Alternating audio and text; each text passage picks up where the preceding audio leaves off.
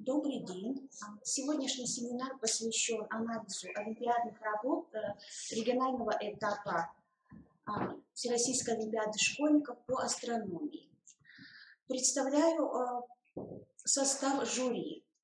Смольянинов Игорь Николаевич, старший преподаватель Института точных наук и информационных технологий Сыктывкарского государственного университета. Антонова Елена Альбертовна, учитель физики, физико-математического лицея-интерната. Кирпичева Ольга Анатольевна, методист методист кафедры развития общего образования Коми Республиканского института развития образования. Представляю слово Елене Альбертовне. Здравствуйте. Мы проверили работы ребят. Каждое задание оценивалось максимум 8 баллов. И мы решили не останавливаться на разборе всех задач, потому что их достаточно очень много. Задачи такие объемные. И вы можете посмотреть эти задания для 9, 10, 11 класса, условия решения, разбаловку, скачать с сайта Криру и ознакомиться более подробно с решением. Но мы хотели остановиться на таких задачах, которые, в общем-то, вызвали наибольшее затруднение у ребят. В 9 классе это задача под номером 5, в 10, в 11 тоже 5-я задача, в 11 классе 1-я, 6-я. Вот поговорить об этих заданиях. Итак, давайте начнем с 9 класс, 5-я задача. Итак, условия. Давайте прочитаем. Предположим, что все звезды на небе, как и полагали в древности, расположены на большой хрустальной сфере, движущейся вокруг Земли и тем самым создающей эффект суточного вращения. Какой должен быть радиус такой небесной сферы? Выразить нужно в астрономических единицах, чтобы ее линейная скорость на экваторе была равна скорости света. Давайте ответим сначала на первый вопрос. Итак, первый вопрос у нас: какой должен быть радиус небесной сферы? Линейная скорость движения на экваторе точек была равна скорости света. В общем, формула здесь достаточно простая. Формула ребята в 9 классе ее знают, движение тела по окружности, где радиус мы можем найти как период на скорость, деленный на 2π.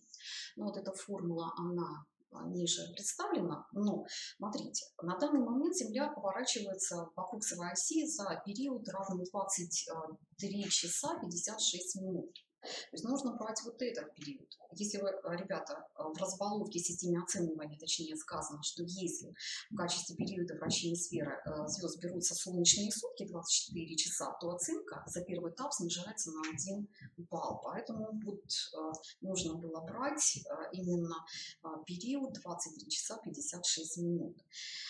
И подставляя значение в формулу, скорость света 3 на 10⁸ метров в секунду, период вращения 23 часа 56 минут перевели в секунду, здесь тоже переводим в секунду, делим на 2π, и получаем расстояние в метрах. Переводим потом в астрономические единицы. В астрономических единицах получается 27,5 астрономических единиц. Ребята знают, что астрономическая единица это 150 километров. Так, следующий вопрос в этой задаче, он стоял так. Анаксимандр из Милета при этом считал, что звезды – это дыры в небе, через которые виден небесный огонь.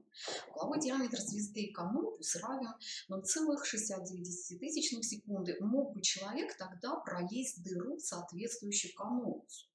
Интересный вопрос.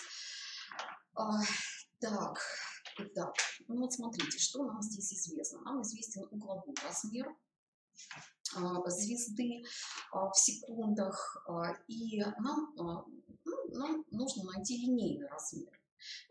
Вспомним, как нужно это найти через параллакс. И здесь представлена вот эта формула, то есть вот этот радиус, который мы уже нашли. В километрах умножаем на вот этот угловой размер и делим на 206 265 секунд, то есть число то есть один радиан, в одном радиане содержится столько секунд, да, 206 265. Мы получаем линейный размер 140 километров. Понятно, что не один человек пройдет через эту дыру, а достаточно много может пройти. Да.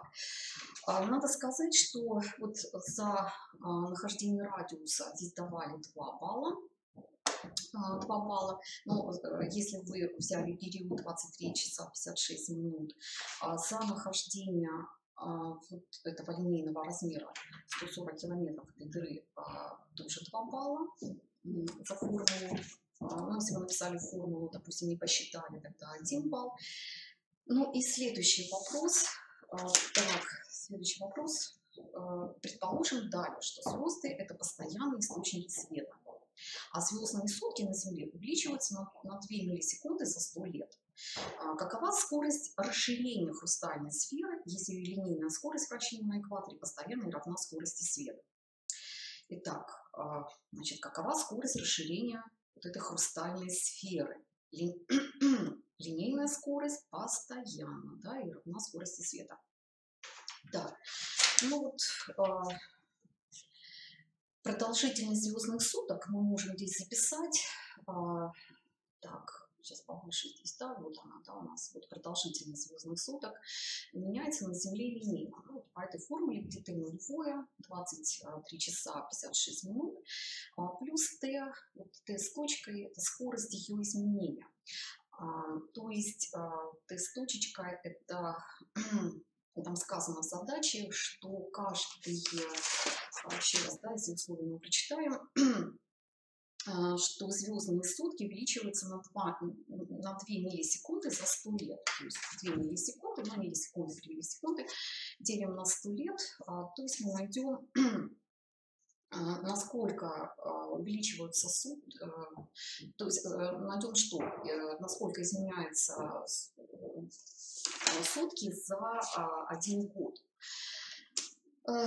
Так, если мы вот это время подставим нашу предыдущую формулу нахождения радиуса, раскроем, так, вот подставили, да, раскроем скобочки, мы получаем, что первое слагаемое, это у нас будет наш радиус первоначальной небесной сферы, ну а второе слагаемое, ну это тоже радиус, то есть, точнее, насколько изменяется радиус, да, за какое-то время t, то есть насколько там он увеличивается, этот радиус в течение времени t. И вот это вот произведение c вот, на t с точкой на 2π, вот это как раз и мы можем, да, найти скорость, то есть насколько изменяется у нас радиус за 1 год в километрах. Ну, то есть подставляем сюда скорость света, вот это время, то есть 2 миллисекунды на 100 километров делим на 2π.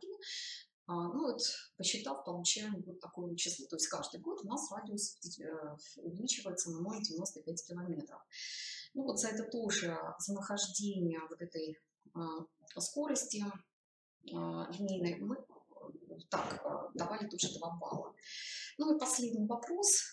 Так, последний вопрос. Так, насколько звездных величин потускнели бы звезды со времен Анаксимандра, то есть за 2600 лет. Насколько звездных величин потускнели бы звезды. Ну вот мы можем найти, насколько, так, то есть знаем вот эту скорость, что за 1 год радиус у нас увеличивается на 0,95 километров. Умножив это на время 2600 лет, мы получим, насколько изменился радиус за 2600 лет. Да, то есть насколько он увеличился, радиус нашей сферы. И получим это в километрах 2470 или в астрономических единицах. Перейдем в астрономические единицы. И вот воспользовавшись формулой Поксона, мы можем найти изменение звездной величины. Мы подставим все вот эти значения в формулу. Радиус наш первоначальный, дельта R, изменение радиуса сферы. Получаем, что вот это изменение звездной величины, вот оно здесь вот представлено, да, этот ответ. Вот настолько изменилась звездная величина. За это тоже давали 2 балла. Ну, вот такая интересная задача. То есть в одной задаче несколько вопросов, на которые нужно дать ответ. И каждый вопрос, в общем-то, оценивался на 2 балла. У нас получается 8 баллов за задачу. Так, ну давайте, может быть, перейдем к другому заданию. Вот 10-11 класс, задание 5. Ага, 10-11 класс, задание 5.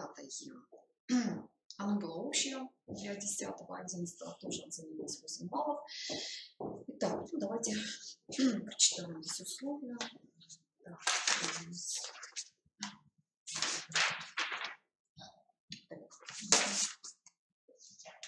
итак, у звезды. Так, у звезды звездная величина равна 12, спектрального класса G обнаружили колебания блеска с периодом 10 лет.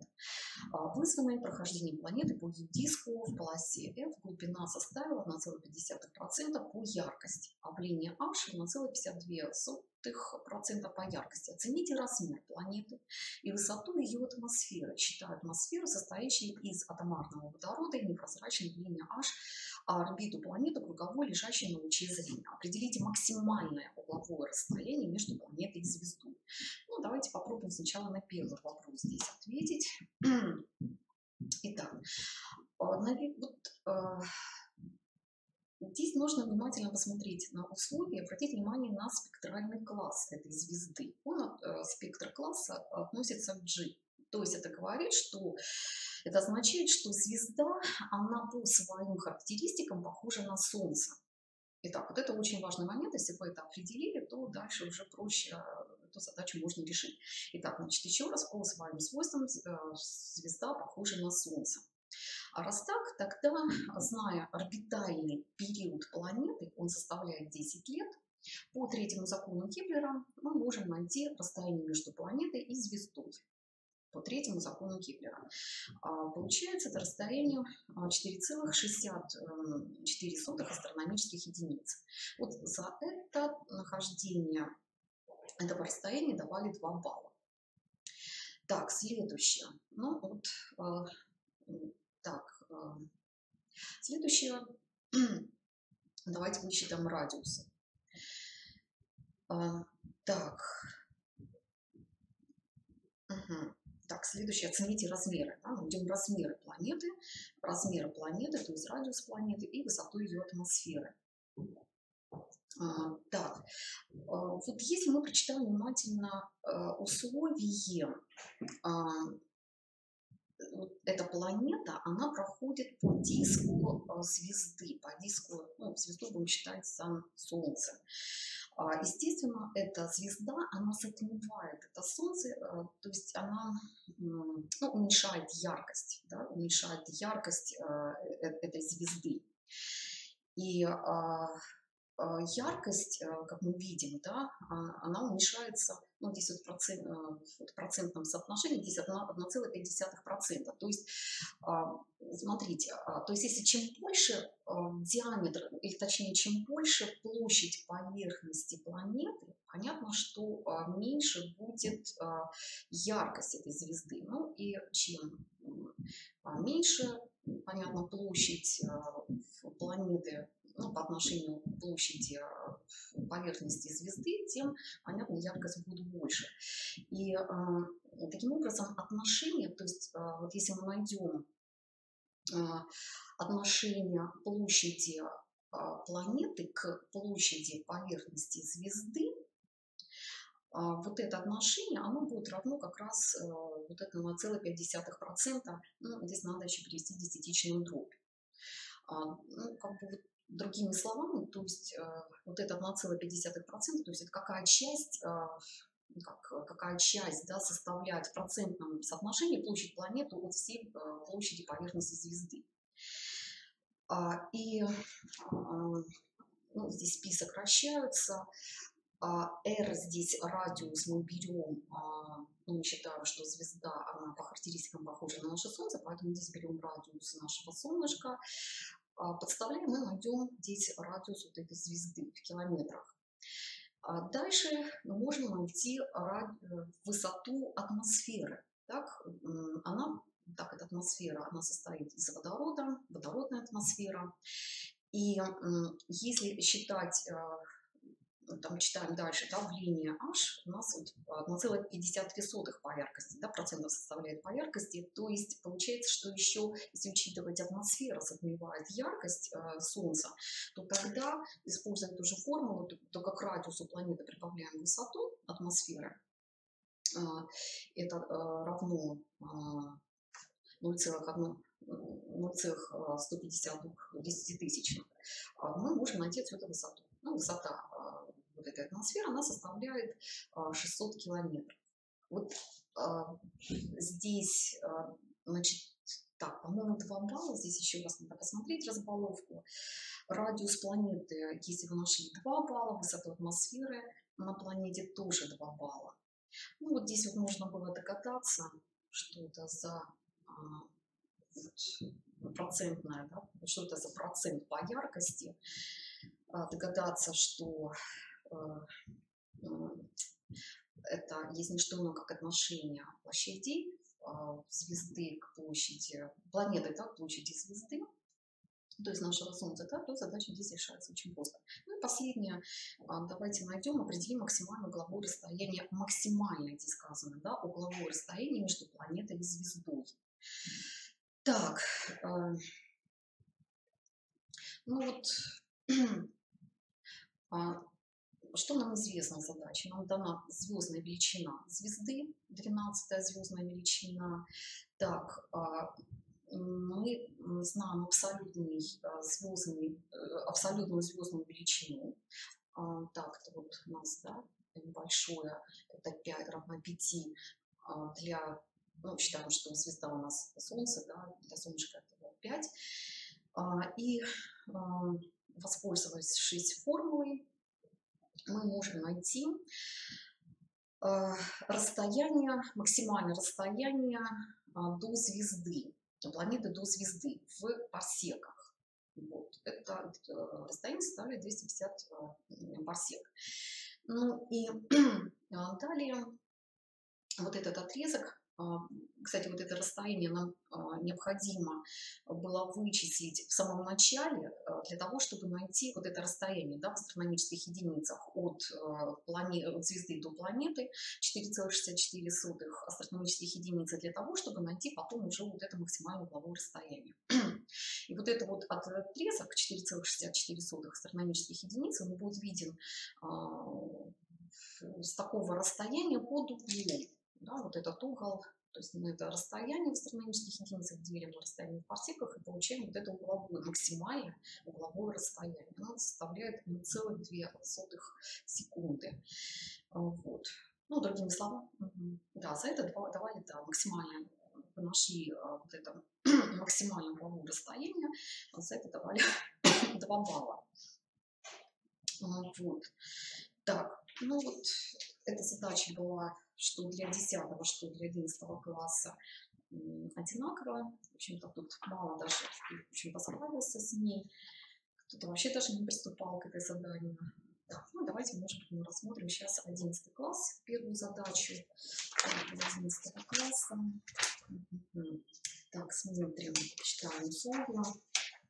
Итак, наземно-космический интерферометр. Такая задача практическая, интересная. Наземно-космический интерферометр состоит из 2 радиотелескопов. Один установлен на поверхности Земли, другой на спутнике, движущемся по орбите вокруг Земли. И в момент наблюдения спутник находился на расстоянии 10 тысяч километров от центра Земли. Для наземной антенны спутник находился на высоте 60 градусов, а исследуемый источник на высоте 30 градусов, причем оба на одном азимуте. Определите разрешение интерферометра в данном эксперименте, если наблюдения проводились на длине волны 18 сантиметров. Ну, вообще, зачем эти радиотелескопы нужны? То есть один устанавливают на Земле, другой на спутнике, движущемся по орбите вокруг Земли, для того, чтобы получить интерференционную картинку изучаемого объекта, для того, чтобы можно было вычислить угловой размер звезды. С помощью интерференционной картинки можно определить распределение интенсивности света вдоль диска звезды, вот, и другие характеристики. Вот. И нас спрашивают, чему же равно разрешение интерферометра вот в данном эксперименте. Ну, что такое разрешение, чему здесь вот надо понимать, что такое, как же найти, да, разрешение интерферометра? Это отношение длины волны, у нас 18 сантиметров, наблюдения проводились на длине волны 18 сантиметров, к длине проекции базы интерферометра. Ну вот, что такое длина проекции базы интерферометра? Сейчас мы покажем картинку, какая должна быть.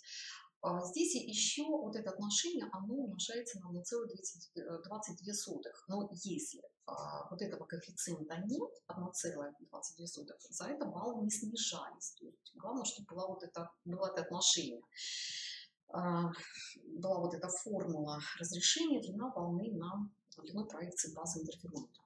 Ну, это расстояние между антеннами, вот здесь, может быть, картинку надо показать, да, чтобы понять, что такое D. Вот она, это D. Вот это вот разрешение, ой, простите, длина проекции. Итак, вот здесь вот так вот. Видно, да? Вот в этой точечке у нас находится один радиотелескоп на Земле. Здесь находится другой радиотелескоп на спутнике. Вот это вот расстояние у нас 10 тысяч километров. Так, да, 10 тысяч километров. Это, то есть от центра Земли до спутника нам известно. Также нам известно вот этот угол, то есть насколько 60 градусов. Для наземной антенны спутник находится на высоте 60 градусов. Так, вот эта вот высота, да, угловая высота 60 градусов. И какой-то исследуемый объект, вот там он где-то, да, расположен у нас, на высоте 30 градусов. Да? Вот этот уголочек у нас 30 градусов. Итак, где же здесь у нас длина проекции базы интерферометра?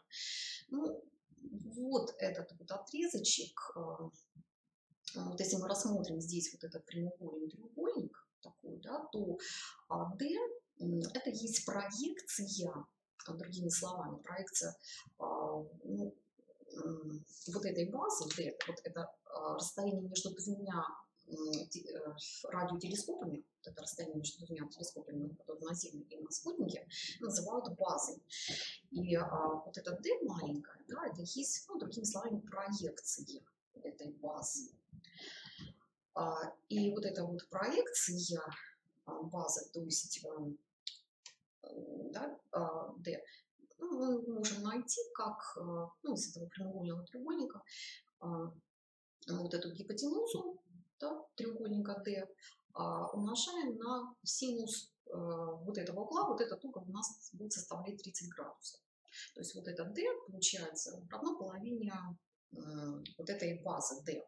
То есть задача складывается к тому, что вот найти вот это нужное расстояние. Вот это между двумя интерферометрами. Ой, между двумя, простите, ну да, между двумя радиотелескопами. Итак, ну как мы можем найти вот это расстояние? Ну, здесь мы вот рассматриваем вот этот треугольник, вот этот уголочек, вот он, чему здесь будет равен? Вот этот 60, этот 90, то есть 150. Да, 150 градусов. Здесь эта сторона R0 равна радиусу Земли. Вот эта сторона нам известна 10 тысяч километров. Мы можем найти вот эту сторону в нашем в нашем треугольнике, используя теорему косинуса. Вот она здесь, теорема косинусов представлена по этой теореме. Из этой теоремы мы находим вот это расстояние D большое, называют, еще раз повторяю, базой, то есть расстояние между двумя вот этими радиотелескопами. Ну, вот здесь нужно, когда вы будете решать, у нас получается квадратное уравнение. Ну вот найдете один из корней этого уравнения. И ответ здесь, вот это расстояние, оно будет равно 4000 километров. Итак, вот мы нашли это D, вот эту базу, 4000 километров. Значит, вот эта проекция, она будет равна у нас в 2 раза меньше, то есть 2000 километров. Ну вот, таким образом, зная длину волны, зная вот эту проекцию базы интерферометра, мы можем найти и угловое расширение, да, разрешение, простите, интерферометра, оно будет составлять 0,2 секунды. Так, вот это конечный такой ответ. И здесь вот нужно знать формулу, конечно, что себя представляет, да, угловое расширение интерферометра. Сделать рисуночек, показать на картинке, где тут будет вот это D, да, что он себе представляет. Вот. Ну и дальше уже пошла геометрия, знание геометрии. Так, ну, еще, может быть, да, по баллам, да, значит, что здесь, какая здесь разбаловка этой задачи. Так, сейчас, система оценивания. Вижу еще. Ну вот, что здесь предлагают, что решение задачи естественным образом разбивается на несколько этапов. Вычисление величины базы интерферометра оценивается 4 балла. Вот. Дальше, если участник, значит, если в качестве базы интерферометра используется радиус орбиты спутника, за этот этап выставляется 0 баллов, но остальные этапы оцениваются в полной мере. Если участник Олимпиады за величину базы принимает высоту орбиты спутника без обоснований, за это выставляется всего 1 балл. Но в случае правильного обоснования примерного равенства высоты базы, например, с помощью масштабного чертежа, выставляется 3 балла. Так, вот определение величины проекции базы оценивается в 2 балла. Формулу для определения углового расширения допустимо использовать. Можно, как я уже говорила, можно без коэффициента. То есть вот за эту формулу, использование этой формулы 1 балл. Ну и последний балл выставляется за вычисление правильного ответа. Так, ну вот здесь такая вот разбаловка. Ну, давайте посмотрим еще последнюю задачу вот из семестрового класса. Так, 6-я. Шестая задача. Так, тоже для некоторых оказалось, может быть, сложной. Здесь, может быть, знание формул нужно было, чтобы решить ее. Итак, давайте прочитаем условия. Вспомним. На рисунке представлен спектр галактики, имеющий красное смещение 0,33.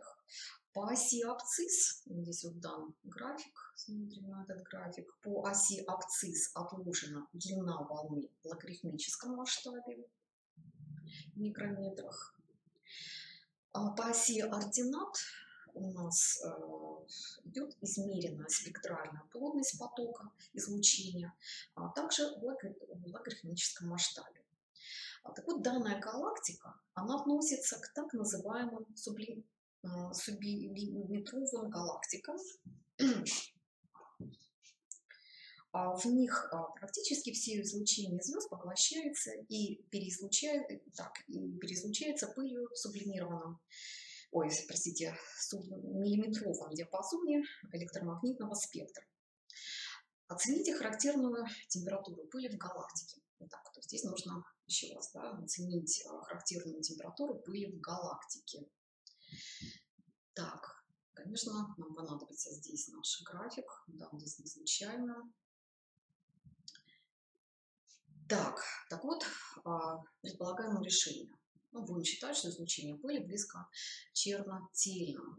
Используем закон смещения Вина, чтобы изменить ее температуру. Так вот, по нижней оси абсцисс графика у нас здесь отложен логарифм длины волны в микрометрах. И вот максимум излучения пыли на графике, как мы видим, он приходится на, если мы посмотрим внимательно, на значение логарифма где-то 2,6. Вот максимум. Да?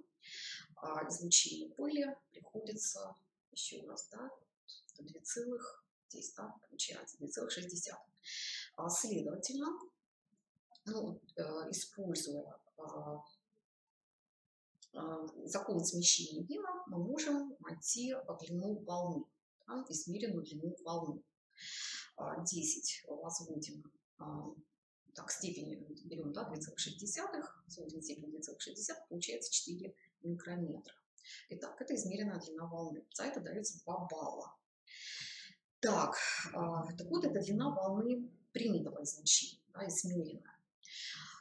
Источник же излучения удаляется от нас со скоростью, так, с высокой скоростью. И учитывая вот это красное смещение, оно нам известно 0,33, используя вот эту формулу, зная вот это красное смещение, мы можем найти собственную длину волны.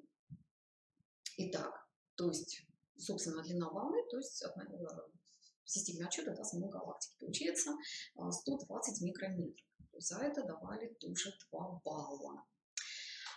Из закона смещения Вина мы находим... Так, простите, я тут оговорилась, конечно, да, тут...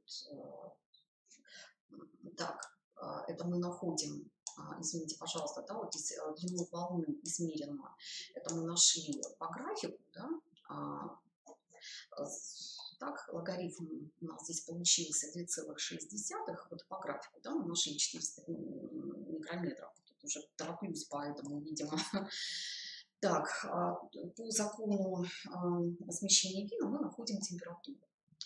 Так, ну и закона смещения, так, здесь 2,9 миллиметра мы делим на длину, да, здесь лямбда, не отразилось, да, лямбда, длина волны, собственно, длина волны излучения, мы получаем 24 Кельвина. Так, ну вот за что здесь давались баллы, да, за то, что вы вот по графику нашли измеренную длину волны, по графику 400 микрометров. Дальше 2 балла вот за вот эту формулу красного смещения. Так, 2 балла за то, что вы из этой формулы нашли длину волны, собственную длину волны излучения 120 микрометров. Ну и вот 2 балла, то, что вы, используя закон смещения, нашли температуру. Ну вот, в итоге у нас за задачу каждую дается 8 баллов. За это уже 8 баллов. Ну вот мы рассмотрели часть задач, которые, может быть, вызвала какие-то затруднения у детей. Некоторые даже не приступали к рассмотрению задач. Может быть, какие-то общие впечатления есть.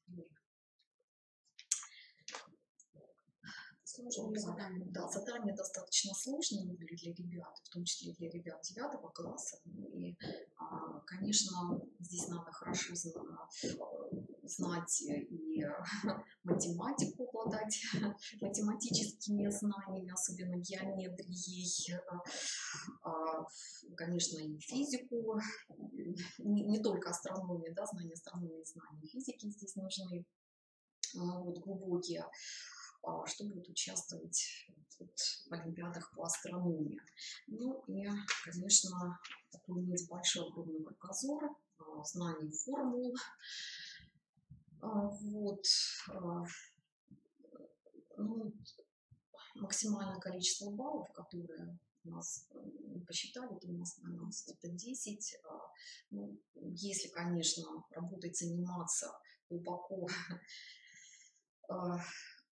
олимпиадами по астрономии, если у ребят есть огромное желание, целеустремленность, то, я думаю, можно добиться больших успехов. Главное не пускать руки и каждый день хотя бы по одной задачке по астрономии прорешивать, то на следующий год результаты будут, я думаю, потрясающие. Вот. Так. Спасибо, Елена Альбертовна. И, уважаемые участники Олимпиады, несколько оргмоментов. Предварительные результаты Олимпиады по астрономии размещены на сайте регионального центра объявления и поддержки одаренных детей. Вы можете посмотреть уже сегодня. Официальный протокол будет размещен после 6 февраля. Также на сайте регионального центра одаренных детей будут размещены чуть позже, уже по окончанию всех олимпиад, задания и ответы. Тоже можете ознакомиться с ними.